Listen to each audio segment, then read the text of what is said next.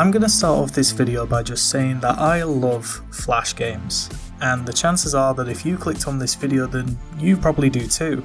Whether you played on Cool Math games, Armour games, Miniclip, or any of the thousands of other websites around at the time, you've probably seen or played countless Flash games, and honestly some would probably still be considered good by modern indie game standards.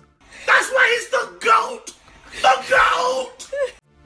Some of my favourite childhood memories are of me and my two brothers just showing each other the newest Flash game that we'd found. Sure, it often led to a few arguments, mostly about whose turn it is to play the game, but we still had a lot of fun. But the game I'm going to be talking about today is Jung Jack. Releasing in 2005 on the website fingertime.com, yes, that is the real name. Jung Jack is a retro NES-style platformer and is one of my favourite Flash games from my childhood. It's pretty simple. Throughout the game you collect up to 20 keys to navigate through rooms, opening doors, whilst avoiding enemies and other hazards to progress. Pretty typical platformer stuff.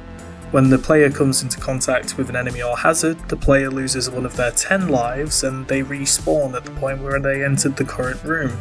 I mean, this is a pretty forgiving respawn mechanic and is pretty common in most platformers, but if the player enters the room in the wrong place, it can cause a few issues.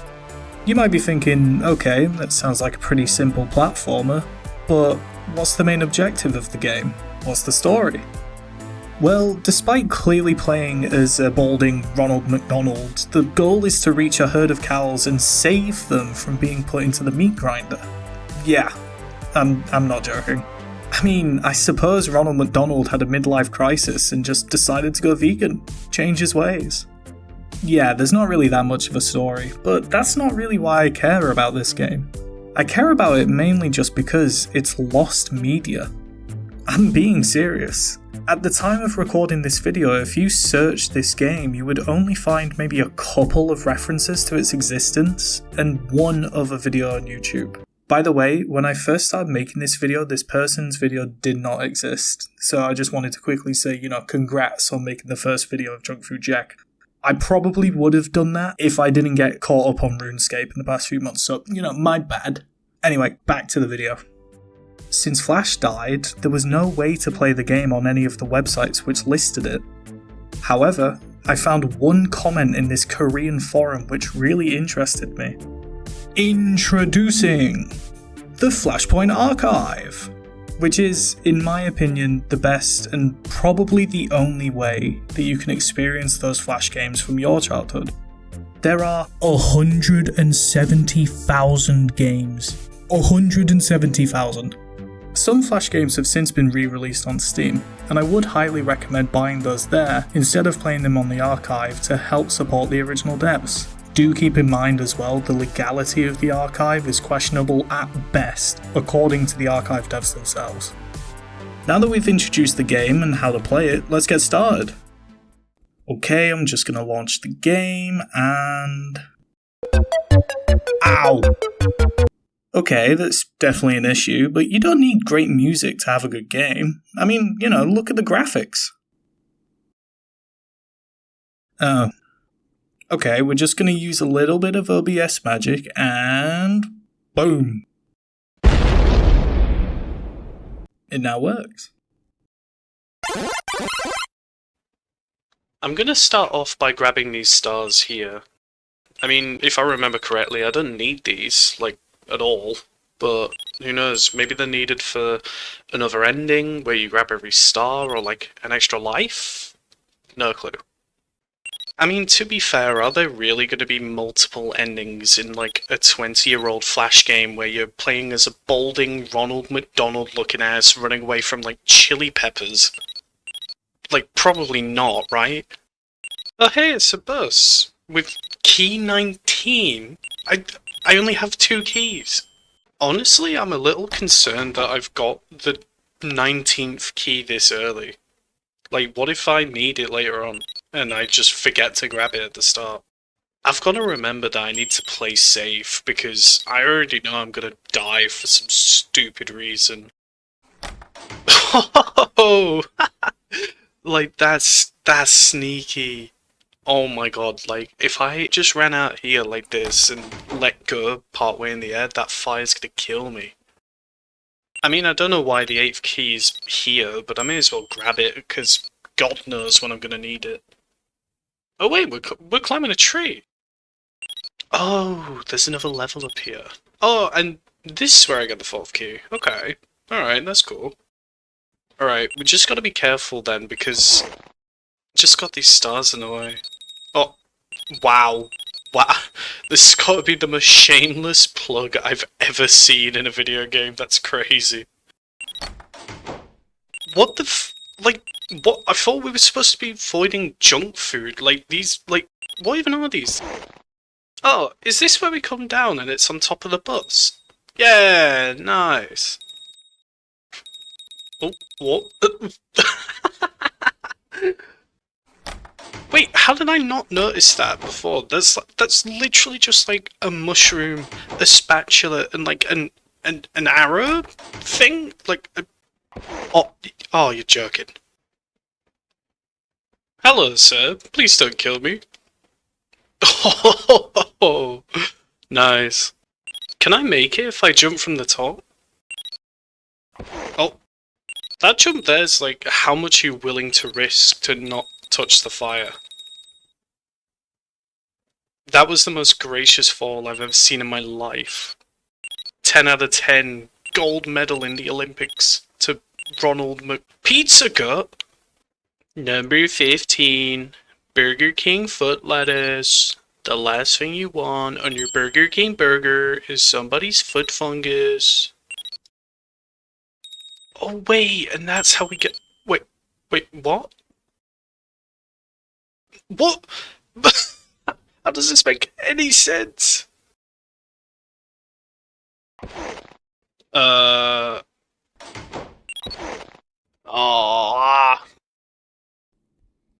Honestly, despite that anticlimactic end to the run, that was a really good start.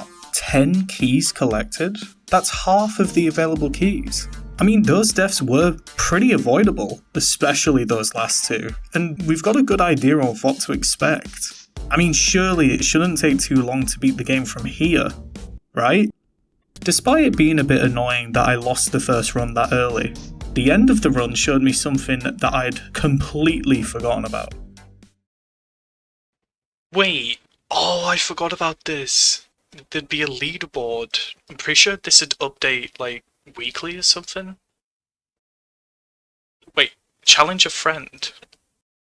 You could get them to try and beat your score? That's awesome!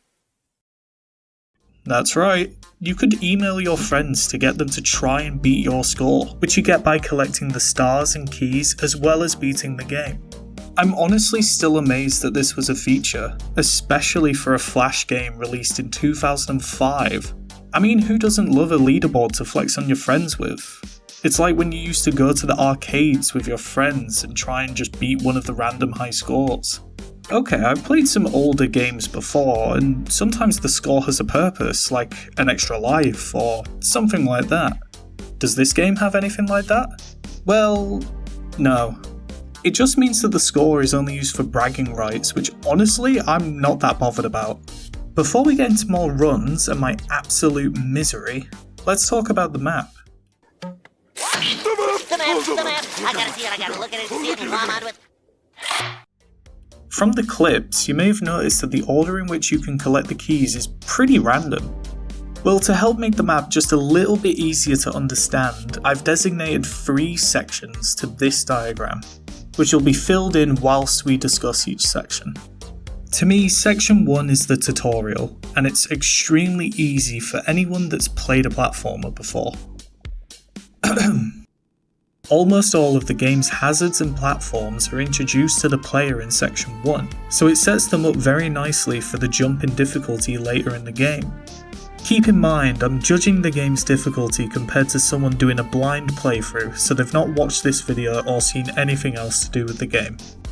Starting the game displays a small tutorial using these vibrant colours, which in my opinion fit the game's theme quite nicely.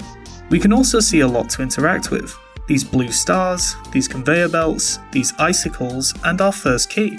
The conveyor belts are a special platform which give the player additional speed in the direction that the conveyor belt is moving in, but the player can still walk in the opposite direction as the walking speed is slightly faster than the conveyor belt speed.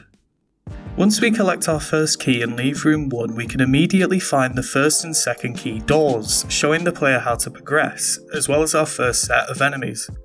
All enemies in this game either move vertically, like these drinks here, or horizontally, with enemies coming in different sizes and moving at different speeds. Considering that, the only way that we can avoid the enemies is by carefully timing our jumps and movement, since we don't have a weapon that can deal with them. After using the first key to enter room 4, we can then immediately grab the second key. But first, instead of heading back to use this key, we're going to head up into room 5 to see if we can find the next key that we need. In doing so, we can find the third key door as well as the 19th key, giving us our next key to find. But now, since there's no more rooms for us to go through, we open the second key door and enter room 6. Room 6 contains the third key, the 6th key door and an additional pathway upwards. However, instead of heading up that path like we did in room 4, we're going to head through the third key door in room 5 to enter room 8. Since we don't have the 5th key yet, we only have 2 paths to go, up or down.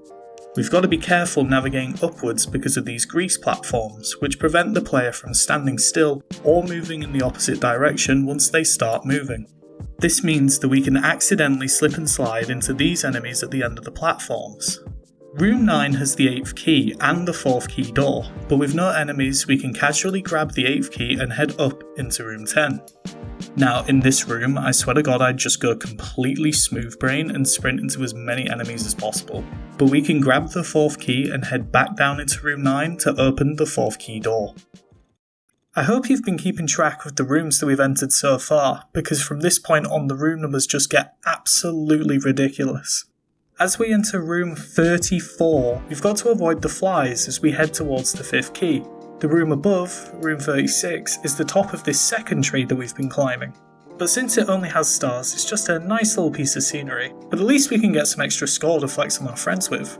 Now with the 5th key we can enter room 12, but as you may be able to see we can't reach the platform with key 15.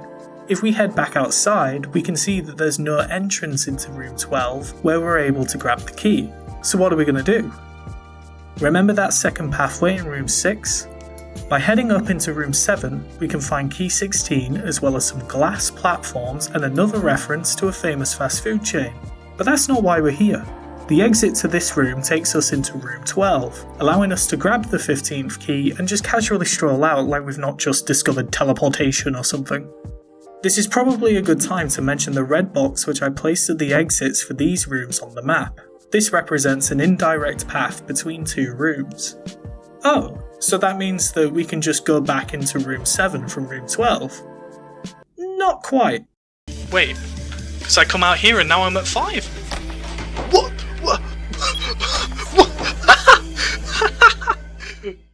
The last room in this section is the one that we just glitched into, room 11. This room contains the 6th key and is the game's introduction to ice platforms, which function the same as the grease platforms. This time, the map has a pink box for this room. This represents a non-linear transition which is also across different sections of the map. However, we cannot reach this exit from this part of the room, despite my best efforts. We can head all the way back into room 6 and use the 6th key to enter section 2. But before that, you may remember that I said that there are 20 keys, but do we actually need all of them to beat the game? Does the game kind of work like the skips in the Impossible Quiz? Well, as it turns out, we only need to make it to the final room to actually beat the game, and each key only has 1 door for it to unlock.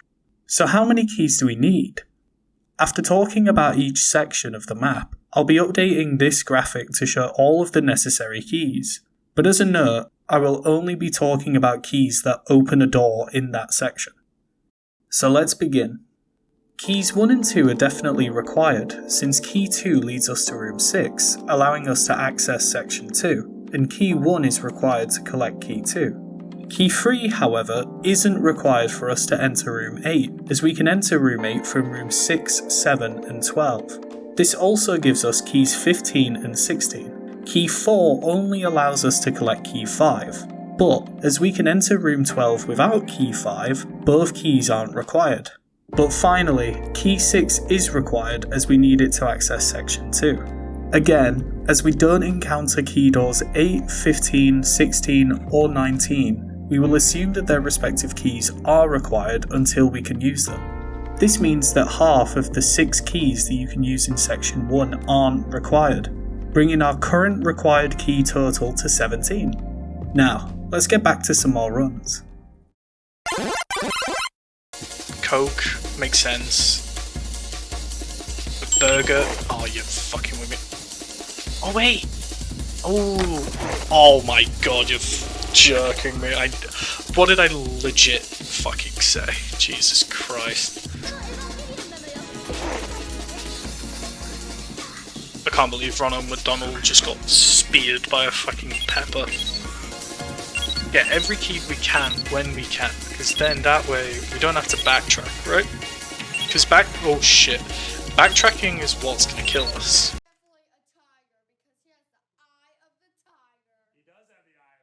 Are you sure about that? Right? I can't believe this. What?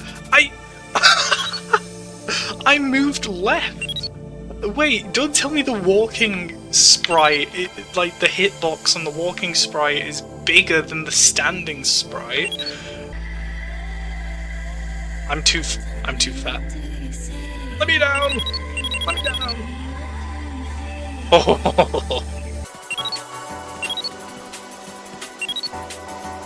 No! Yo, what? No, what?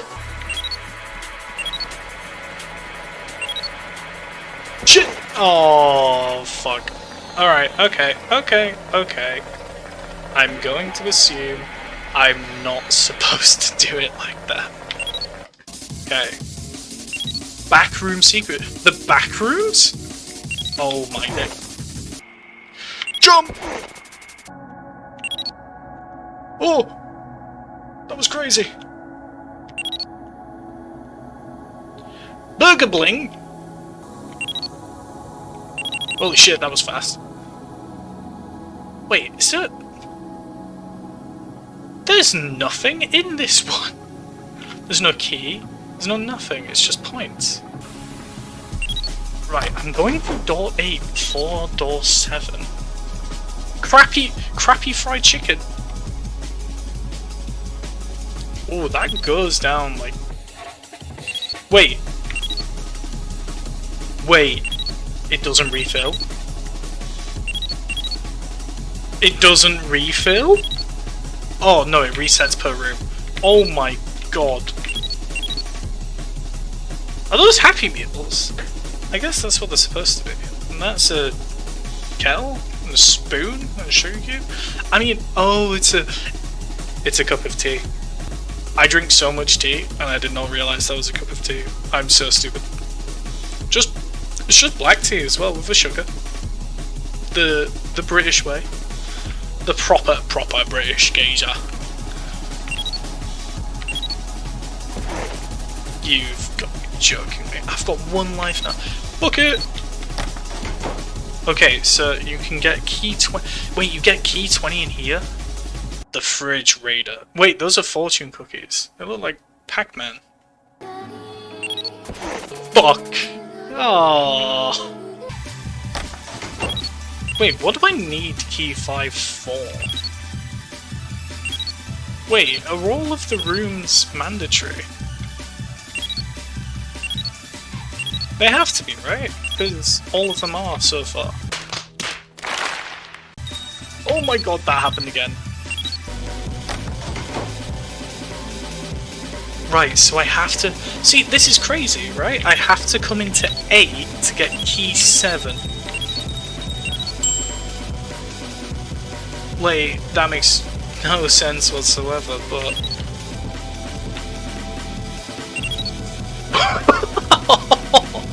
Oh my god!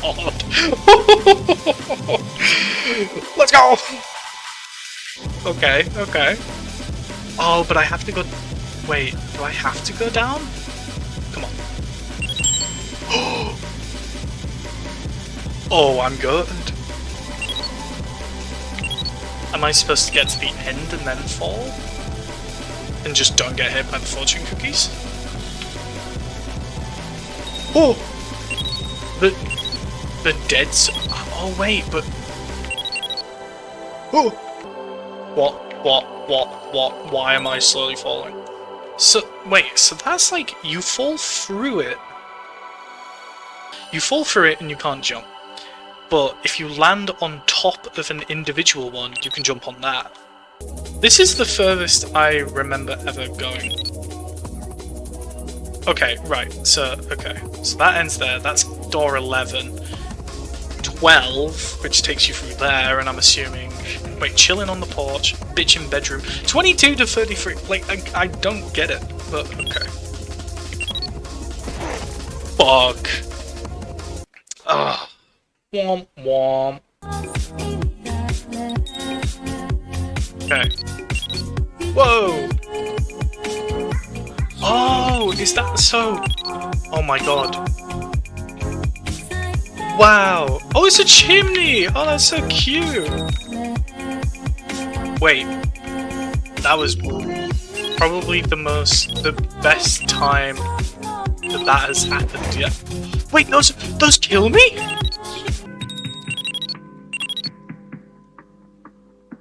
What? Wait, I need... Hold on. I don't have 10? Oh, no. Okay, go. Oh, I'm now here. Good way to, backtrack. Shit! Can't believe it. Oh. That's 10, okay. I wasn't fucking looking. Are you joking me? Oh no. This is where I died before. But like, I have key 16. Big in basements. What's this like supposed to be? Like, that's a railway track. Oh my god. Okay, where does that go? Kitchen ketchup. And that's where I get 11. What? So I come through here and now I'm here. And I have no idea what to do. Oh.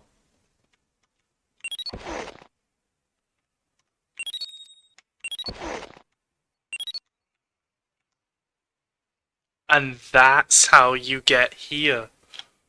I do not understand why the developer decided to go with using invisible blocks for this stage. Like, that's so stupid. It's not even intuitive in terms of where they are. Like, you can follow the stars, but like, that doesn't help you. Also, what's the purpose of this? Just those? What happens if I fall?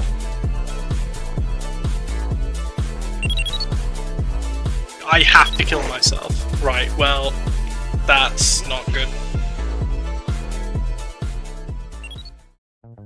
We've made some more progress here, so let's take a look at section 2 on our map, which is where things get a little bit more serious. After entering room 13, we are immediately introduced to what can only be described as the fastest burger in the universe. Without correctly timing a jump over the burger or using room 42 as a hiding spot, you're going to lose a couple of your precious lives. However, this top left exit only takes you back to room 8 to collect these stars, and our glorified hiding spot, room 42, also only contains stars, so we are now just going to use our 8th key to enter room 14. Room 14 is actually pretty crazy. It contains the 7th key, the 9th key door, our introduction to water, and our introduction to non-solid blocks. By now you may have seen the oxygen meter in the bottom right hand corner, which works like any other game. Run out of oxygen, lose a life. So, to allow the player to exit the pool, there are these non-solid blocks which allow the player to walk through them. I quite like this, as these blocks are quite different compared to the other ice blocks, making it clear to the player what they need to do. After heading back into room 13, we can head upwards into room 15, which has the 7th key door, as well as keys 17 and 20. Speaking of room 15...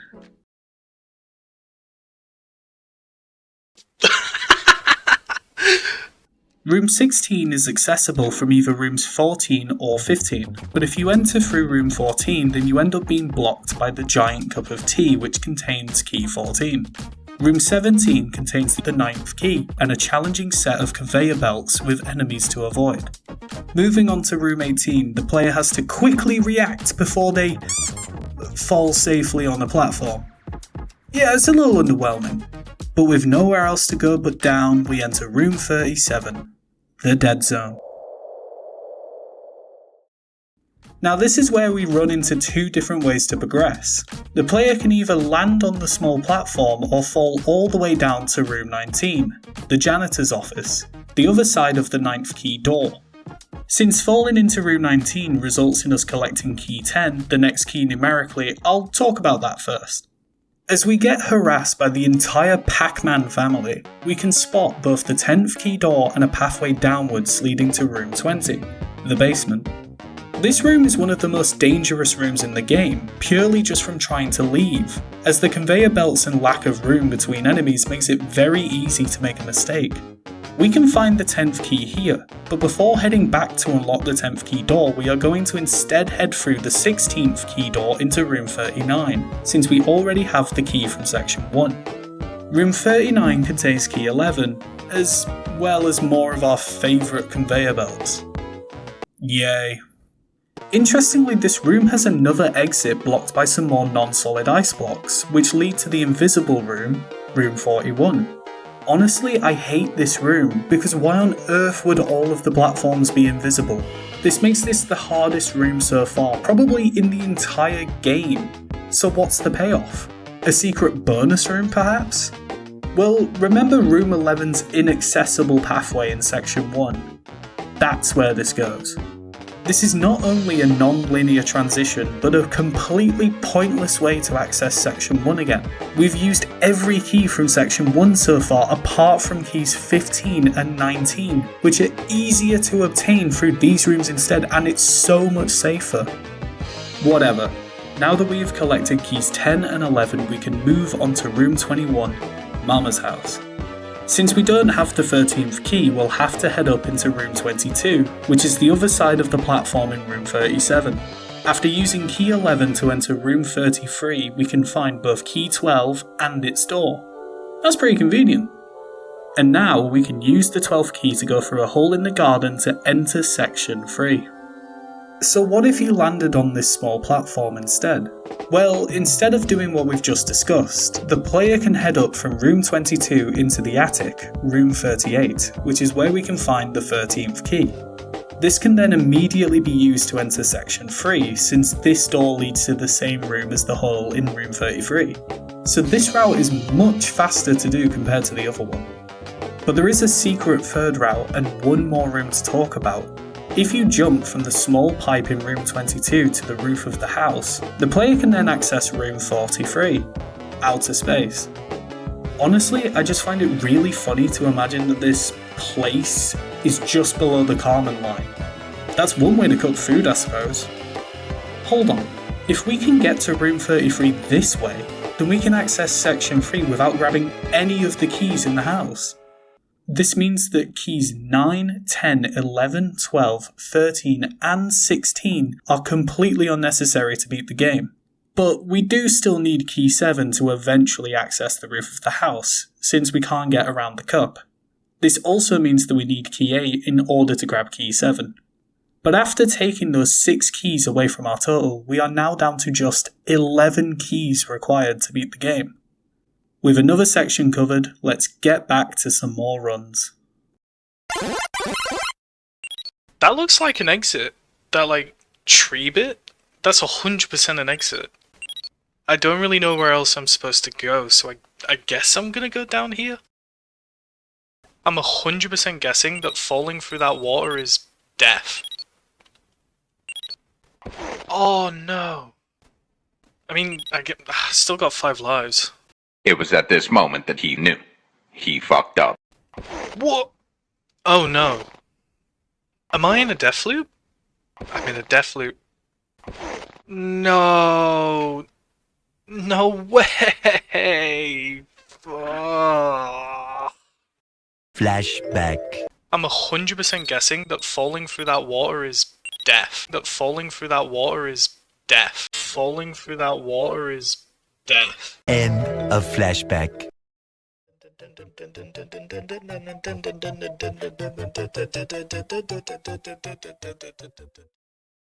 Still, could be worse.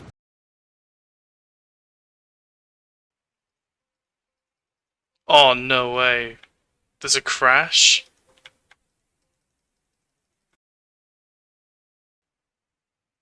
Well, that's an issue.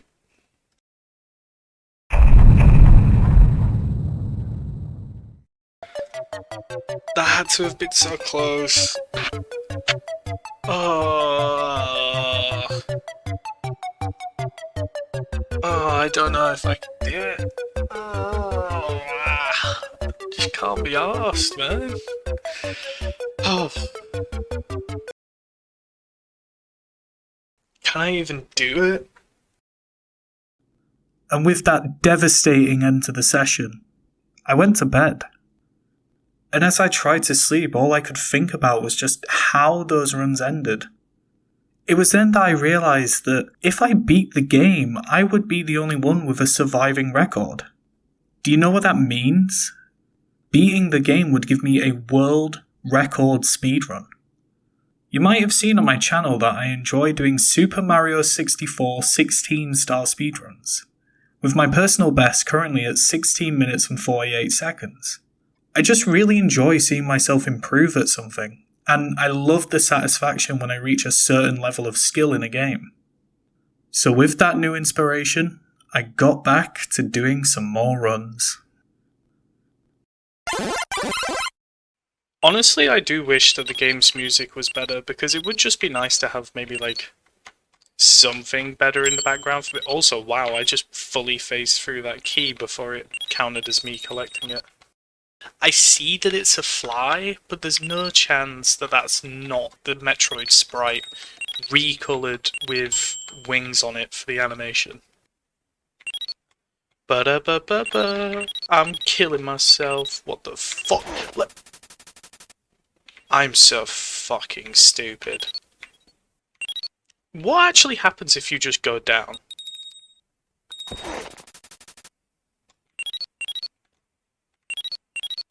God fucking damn it.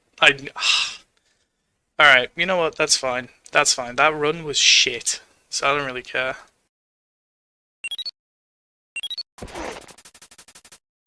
Right, you know what? Let's restart. Ah, fucking.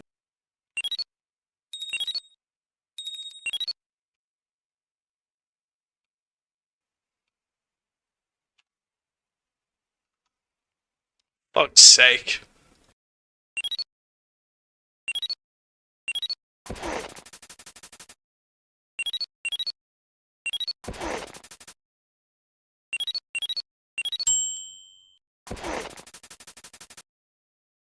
Waka waka waka waka waka waka waka. There we go. We've finally got a PB. 6 feet under.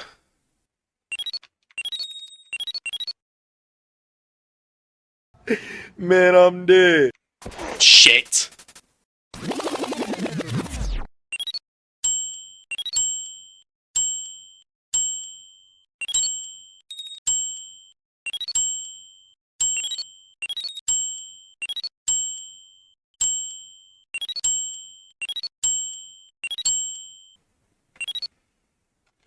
I think it makes more sense to go for 10 first. Oh, you fucking dickhead.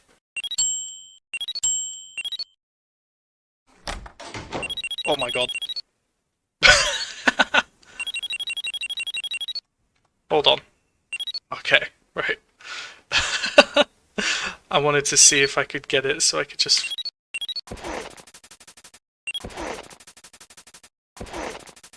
Oh my god, fucking 3 times. Okay.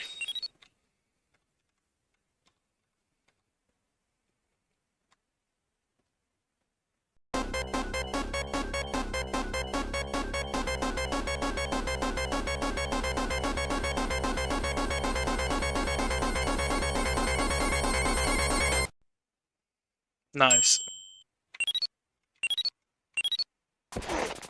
Fucking... Oh my god, that's the exact same way how I died in the the last run that made it here. 'Cause like... Oh my god, that's so stupid. Just the momentum's so fucked. Okay. Progress. Out at the outhouse. Okay. This seems simple. You just wait for the hamburger, and you go up like this. Whoa! Hell and high water. Wait, 18? Fuck! Okay, I actually really like that room. Right, hot take. I actually quite like ice physics in platformer games. Oh, brother, this guy stinks! Oh my god, we're here! What? Look at the cows! Why are they like that? Oh my god, that's awful! Oh my god, I hate it. Oh my god. Oh, honestly, this is like a childhood dream come true. I've never beat this game. Ever. And just like... that, like, this is it.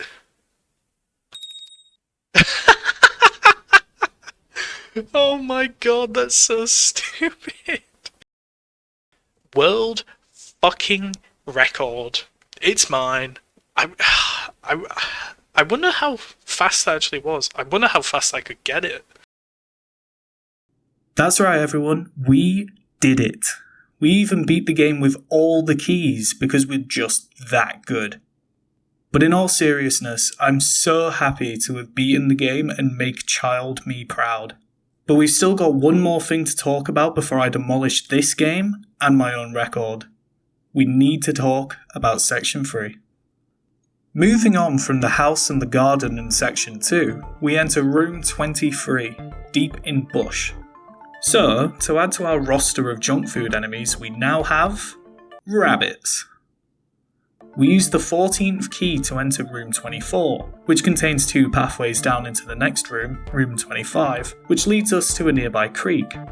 But this room has a hidden danger. You can't backtrack from this point. This pathway to Room 23 is impossible to climb out of. So if you've missed any necessary keys, then tough luck, buddy. Guess you gotta restart. If the player falls into the water, they enter Room 27, fighting for air. Despite the name, this room is not very dangerous, since you can enter the air pocket through these non-solid blocks to stop your oxygen from running out. Annoyingly, these non-solid blocks don't look any different to the surrounding solid blocks, unlike the non-solid ice blocks we saw in Section 2. If the player doesn't fall into the water in Room 25, then they can safely make it to Room 26. This room helps us avoid the fish in Room 28 if the player falls into the water at the right spot.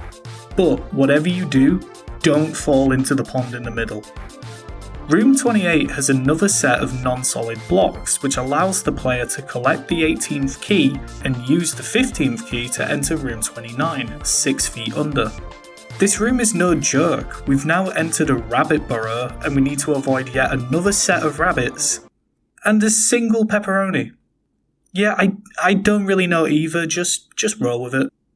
The pepperoni adds a good bit of difficulty as it makes the player have to carefully time when they try to exit the room. After entering Room 30 we are hunting rabbits, and we can use the 17th key that we acquired in Section 2 to enter the outhouse, Room 31. These 2 rooms are incredibly simple, but the difficulty is going to spike as we enter the penultimate room in the game, Room 32, Hell and High Water. this room was specifically designed for anyone who hates ice physics in platformers. Luckily for me, I'm a man of culture who actually likes ice levels because it's naturally difficult. No chance of getting the player in a death loop, no immediate threats to react to when you enter the room, just pure platforming skill. Okay, there is one small issue that can happen. Also, why are we required to go through the 20th key door before the 18th? Who knows? And now, after many trials and tribulations, we can enter room 35, the final room, and finally save the cows. With only 11 rooms and 5 key doors, all of which were required to progress, section 3 is the smallest section that we've covered. But if you've been keeping track, you might be thinking, well, you've never mentioned the 19th key door. Where's that? Well, despite how early the key can be found, there is no 19th key door in the entire game at all. I even checked the game's files to confirm this, thinking that I'd missed something. But this means that the key review for section 3 is actually really easy. We just have to remove key 19, leaving only 10 keys required to beat the game out of 20. So where do we go from here? Well, as I said before, beating the game gave me a world record speedrun. But because we can play the game in multiple ways, I actually got 2 records.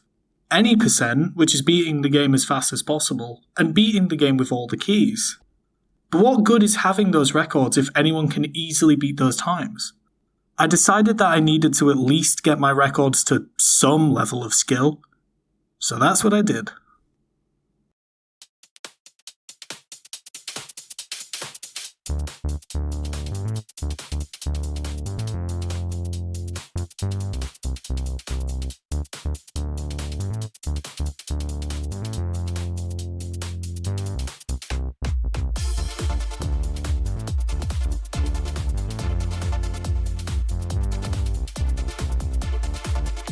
Gonna be close. Yeah, sub 7. Obviously I stopped the timer late, but like, nice.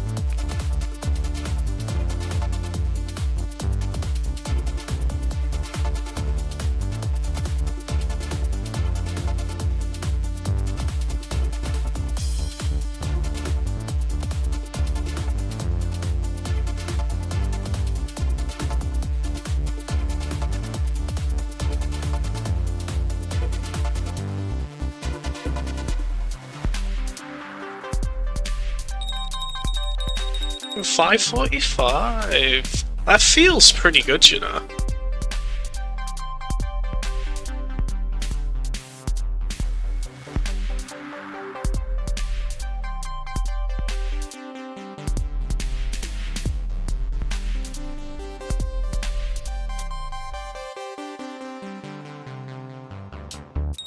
Huge.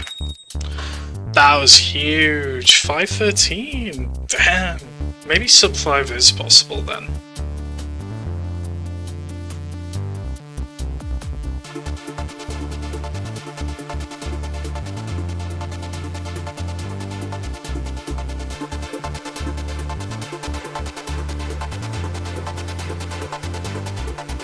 Huge.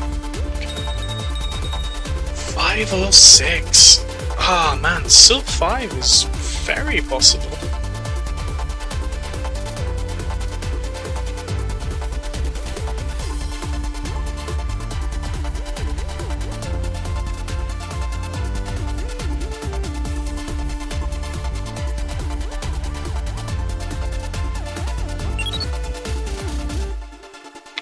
No! Fuck's sakes. Fuck's sakes. That's killer. That's killer.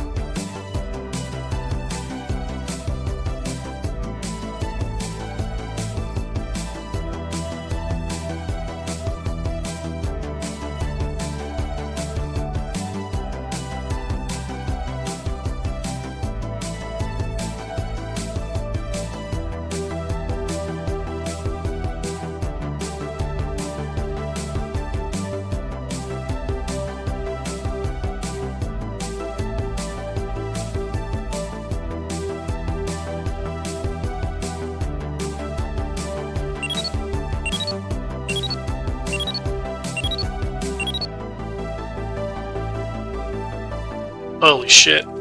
This is looking incredible.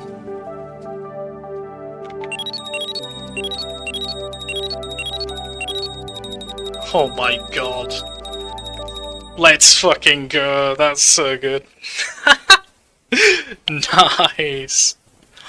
Wow. I feel like 430 is gonna be like the goal then of like what is obtainable.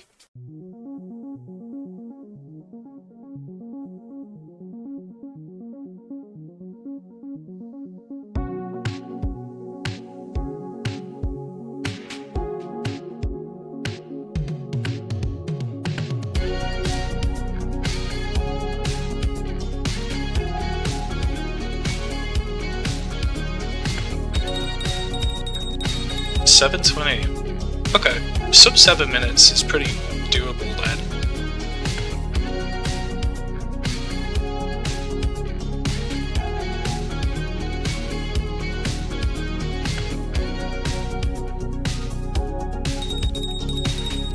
Not bad.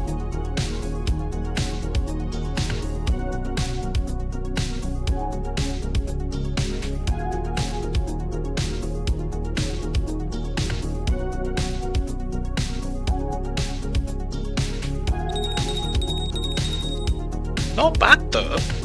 626. That is pretty good.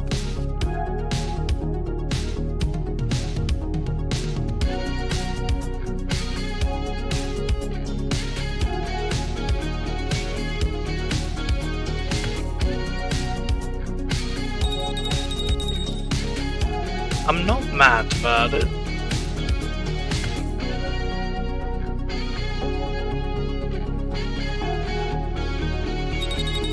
Oh, it's almost sub 6. Ah.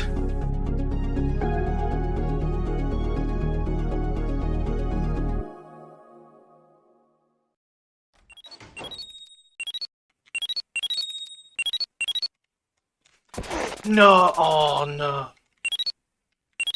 Shit. Oh no. Oh no, that's so it's sub 6, but like no. Fuck. Oh, that was such a terrible chug. Ah no. Oh, that's so oh fuck's sakes. Oh, 540, sub 545 is the goal, and I think that was it. Oh. Now that's more like it. But it's still missing something. A key part of certain speedruns is that you use glitches to beat the game quicker. Despite the glitches I've already shown, I couldn't figure out a way to make them usable in a speedrun. So, I went hunting. And there were 2 glitches in particular which really changed what I knew about the game. The first glitch, which I actually did show in that previous time-lapse, is in room 28 using room 26. Looking at these rooms side by side, you may notice that there is an empty gap in the boundary between the 2 rooms here. This allows us to phase into the wall in the cave, meaning that we can enter room 29 without key 15. We still need to get key 18 however, so this isn't useful in a speedrun. But this now takes our total required keys to beat the game down to just 9. The second glitch is very useful in any percent, as it allows us to both skip another key and save a lot of time, giving me the trick that I was looking for. Introducing the star jump. This seemingly works by exploiting the game's gravity and the difference in Ronald's walking and stationary hitboxes. By jumping off of this block and letting go of the right arrow key before we touch this star, the game thinks that we are on the boundary of a block when we reach the star below, giving us an opportunity to jump. The star jump allows us to completely ignore key 6, and therefore room 11, bringing our required key total all the way down to 8 and saving us about 10 seconds. Also, we would be able to save even more time if we could use the star jump to skip the first grease platforms in room 8. However, I don't think this is possible because of the difference in airtime. Even still, this new trick meant that I had time to save. So I did just that. Nah, I can't leave it. Oh, nah, I have to keep going. I'm so close. I can feel it. I feel it.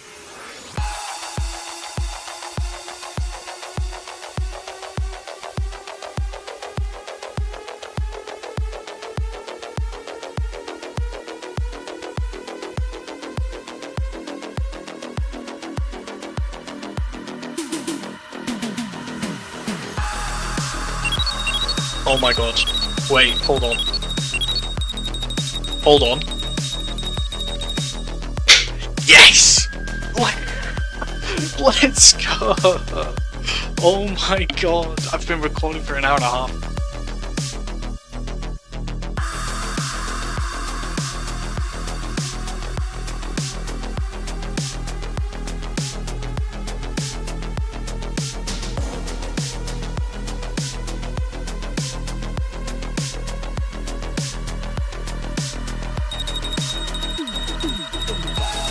We are back! We're so back.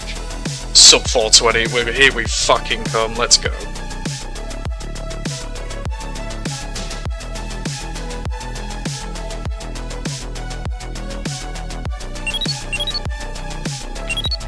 Holy shit.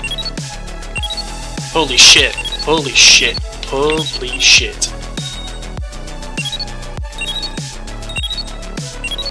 Holy shit.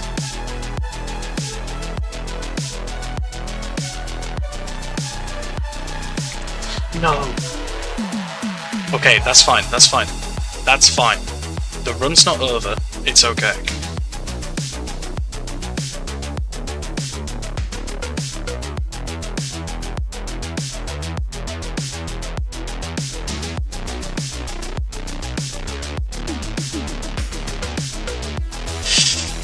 Missing that cycle. That's not good.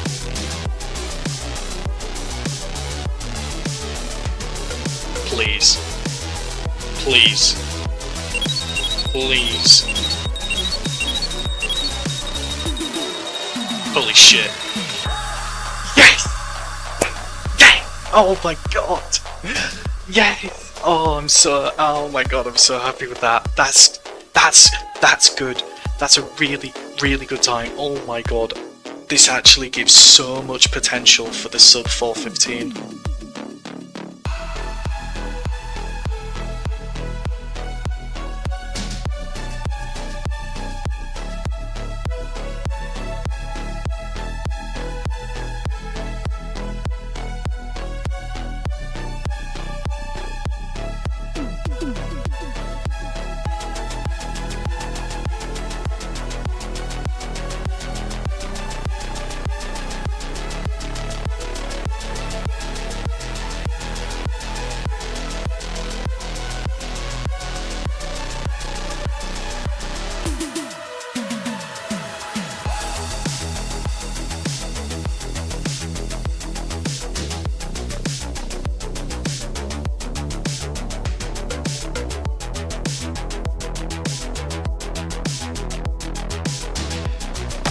Nice, that's a gold.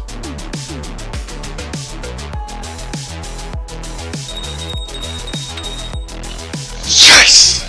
Oh my god! Yes! Oh my god, I'm gonna have to retime it. I have to retime that.